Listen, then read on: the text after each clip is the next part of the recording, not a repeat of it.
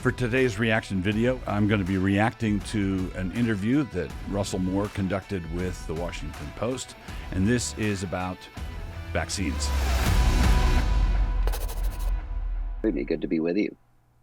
Well, Yes, it's also good good to be with you, yes.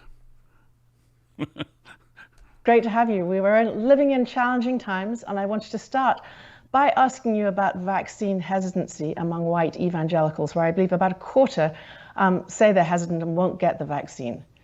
Can you tell me what's fueling that hesitance? Besides common sense.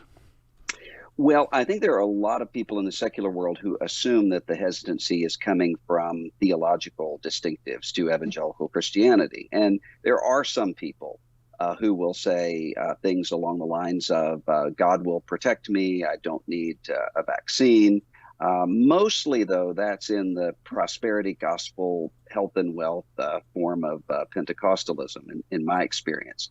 Much more so, what's going on in your typical evangelical church is the same thing that you will find in some other sectors of American life, which is sorting through misinformation, trying to figure out what's true and what's false.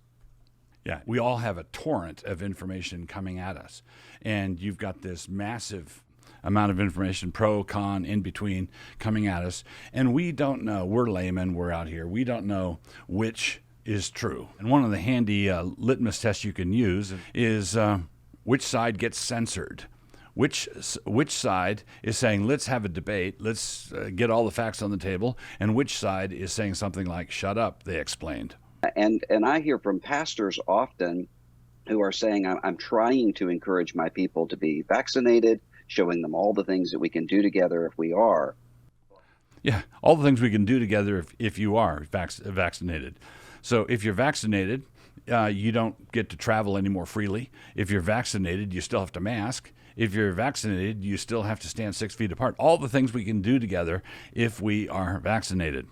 But there's a great deal of misinformation that comes through on social media feeds and sometimes cable news networks. And that simply is much more time in the week than an hour or 2 hours on Sunday.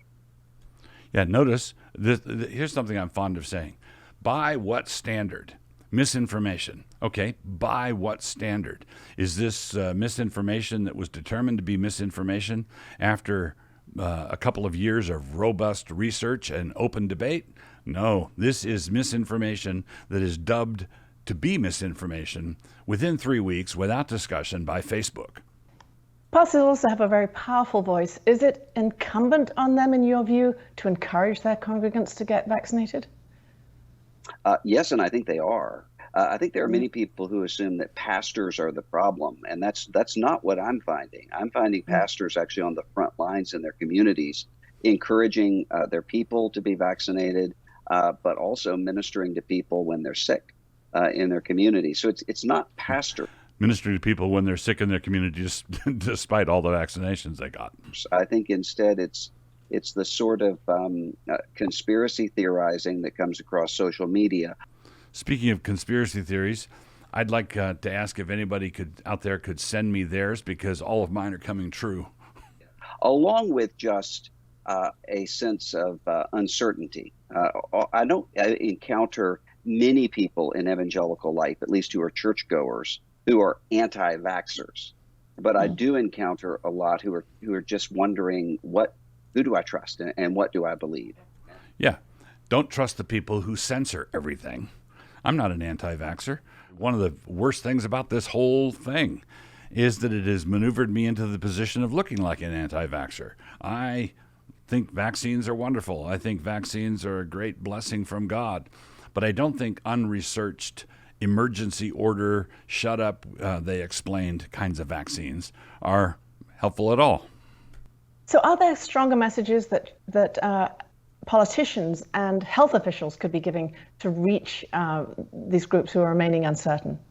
Yeah, stop changing your mind all the time. Stop lying. Stop censoring. Maybe that would help. I don't know what they could be, because I think that almost every form of communication has been tried. Including censorship. I keep coming back to that. And is continuing to be tried. And one of the things I think that is moving the needle a little bit more than anything else is the experience of seeing great suffering. Sadly, many people are seeing people that believed themselves to be invulnerable getting sick or dying. And there's a within the reach of our community, it's quite true that COVID is a thing, and I know of people who've died of COVID, but I also know of people who've died of vaccines. So you can't just say, well, once someone dies of this cause, that settles the matter. That's anecdotal. We don't need no more anecdotal stories. And if we are to have anecdotal stories, we should get them from all directions, both vaccine stories and COVID stories.